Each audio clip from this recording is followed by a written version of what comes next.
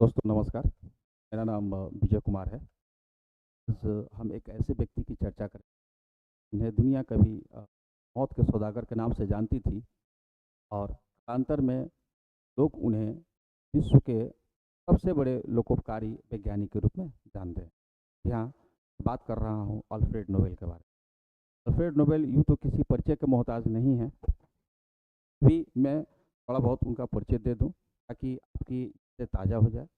Alfred Nobel Alfred Nobel जो है एक रसायनज्ञ थे, अभियंता थे, कारोबारी भी थे और आविष्कारक भी थे। इन्होंने डायनामाइट का आविष्कार किया था और इनकी पुण्यतिथि पर प्रति वर्ष विभिन्न क्षेत्रों में उत्कृष्ट योगदान देने के लिए नोबेल पुरस्कार वितरित किए जाते हैं। इन्होंने अब तक 335 पेटेंट अपने नाम किए हैं। ये आजीवन कुंवारा रहे हैं और जीवन भर विज्ञान का सेवा करते रहे हैं। इनका जन्म 21 अक्टूबर 1833 स्वीडन के स्टॉकहोम शहर में हुआ था। इनकी मृत्यु 10 सितंबर 1896 ईस्वी को इटली के सैन रेमो शहर में हुआ था। इनके पिता का नाम इमैनुअल था, जिनका वे पेशे से अभियंता थे और एक आविष्कारक थे। इनकी माता का नाम कैरोलिना था, जो कि एक गृहिणी थी। इनके पिता पत्थरों को तोड़कर पुल बनाने का कार्य करते थे, इमारतें बनाते थे, इसके साथ साथ आविष्कार भी करते थे। इनके कुल 7 बच्चे थे, किंतु स्वास्थ्य संबंधी कारणों से आगे चल करके मात्र 3 ही बच्चे जीवित रहे, जिसमें से अल्फ्रेड नोबेल एक है। जिस वर्ष अल्फ्रेड नोबेल का जन्म हुआ था, उस वर्ष उनके पिता के कारोबार में काफ़ी गिरावट देखी गई, काफ़ी मंदी हुई और लगभग वे दिवालिया की कगार पर पहुंच गया। ऐसी स्थिति में उन्होंने सोचा कि क्या किया जाए, तो उन्होंने अपने पैतृक आवास को बेच दिया और जो पैसे आए उससे वे सोचे कि मुझे कुछ रोजगार करने चाहिए, कुछ अलग कारखाने या कुछ और काम करने चाहिए।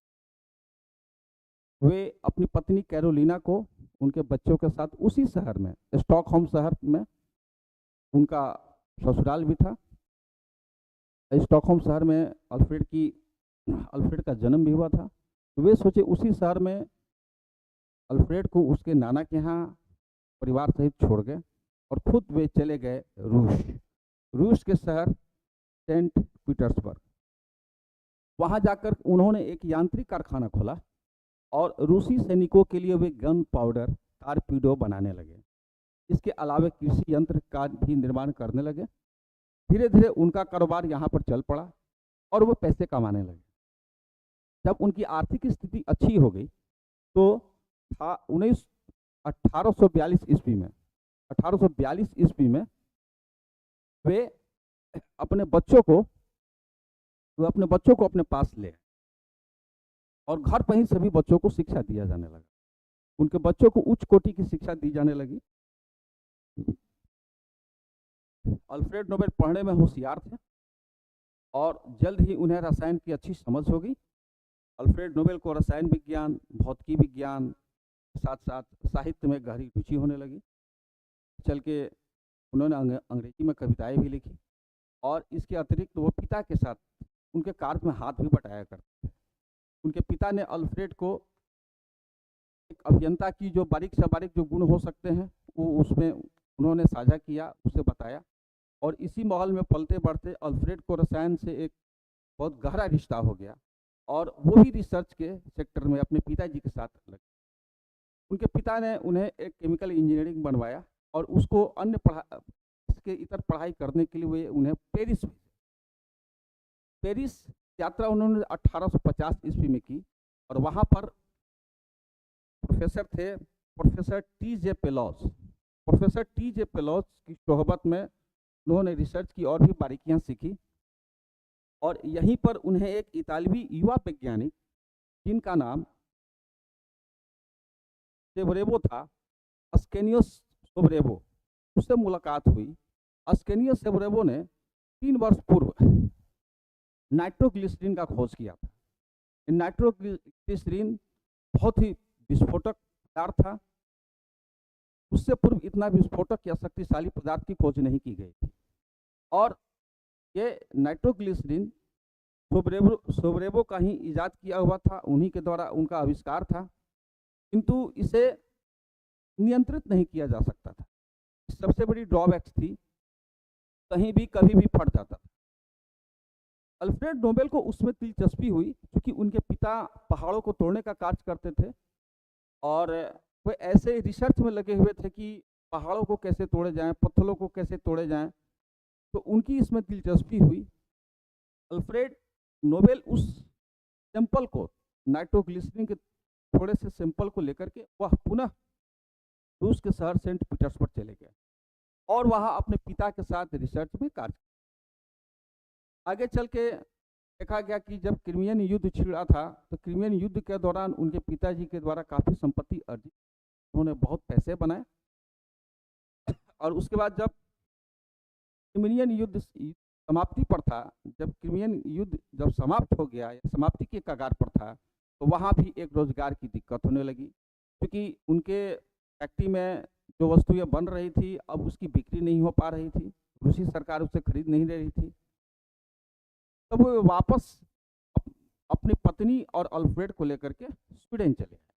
स्वीडन अपने शहर स्टॉकहोम में चले आए और रूस में अपने 2 पुत्रों को उन्होंने छोड़ दिया, तुम लोग यहाँ का व्यापार तुम लोग देखो। स्टॉकहोम शहर में आने पर उन्होंने क्या किया कि मकान खरीदा और उस मकान के प्रीमिसेस में उन्होंने एक कार्यशाला स्थापित किया। उस कार्यशाला में स्वयं इमैनुअल और तथा उनके पुत्र अल्फ्रेड नोबेल के द्वारा दिन रात कठिन परिश्रम से रिसर्च किए जाने लगे और इस नाइट्रोग्लिसरीन को बस में करने के लिए प्रयोग किए जाने लगे। अब तक नाइट्रोग्लिसरीन का प्रयोग शुरू हो गया था, विस्फोट में हल्का फुल्का इधर उधर यूज किया जाता था, किंतु उसे एक शेप नहीं दिया जा सका था, किंतु उसे सुरक्षित नहीं रखा जा सकता था। इस पर यह प्रयोग हो रहे थे। इसी दौरान एक दिन की बात है, वो दिन था 3 सितंबर 1864। 3 सितंबर 1864 अल्फ्रेड नोबेल के जिंदगी का सबसे बुरा दिन था। उस दिन अचानक से उनके फैक्ट्री में, कार्यशाला में एक विस्फोट हुआ और विस्फोट के साथ साथ पूरे रिसर्च लैब में आग लग गई। उनके छोटे भाई एमिल की उसमें मृत्यु हो गई और उसके साथ साथ 5 अन्य लोग भी मारे गए। तब स्वीडन की सरकार ने इसे संज्ञान में लिया और अल्फ्रेड तथा उनके पिता का लाइसेंस को रद्द कर दिया। रिसर्च लैब की जो लाइसेंस है उसे रद्द कर दिया गया और ये खबर जब बाहर फैली, तो एक फ्रेंच दैनिक ने अपना शीर्षक छापा, the merchant of death is dead. जब उन्होंने इस खबर को देखा कि मैं मर गया हूं, मेरी खबर है। लोगों को यह खबर फैल गई थी कि अल्फ्रेड नोबेल मारे गए। अब तक अल्फ्रेड नोबेल अच्छी खासी ख्याति अर्जित कर चुके थे और लोग जानते थे, लोग रिकॉग्नाइज करते थे कि ये व्यक्ति विस्फोटक पदार्थ के ऊपर रिसर्च कर रहे हैं। तो इस खबर के छपने से उन्हें बहुत ही आघात लगा, वो टूट से गए, उनके परिवार के ऊपर बहुत बड़ी मुसीबत आ गई। तब उन्होंने आगे चल करके अपना एक निजी प्रयोगशाला, निजी कंपनी खोली जो कि शहर से दूर था और शहर से दूर जाकर के उसके ऊपर अपना रिसर्च करने लगे। रिसर्च करने के दौरान अधिक परिश्रम 2-3 वर्षों तक उन्होंने किया और आगे चल करके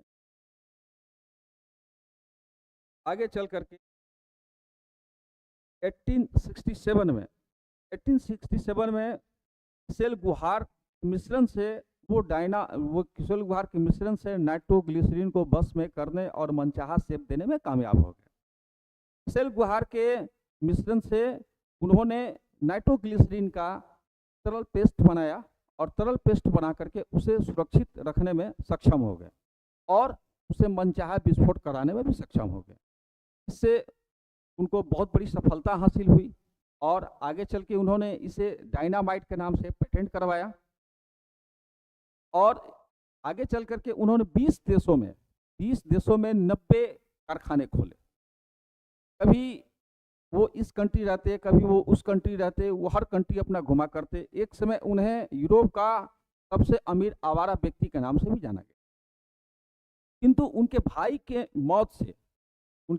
मौत से जो खबर अखबार में छपी थी कि उनके मानस पटल पर बैठ गई थी, वो सहृदय थे, भावुक प्रकृति के व्यक्ति थे, कविताएं भी अंग्रेजी में लिखा करते थे।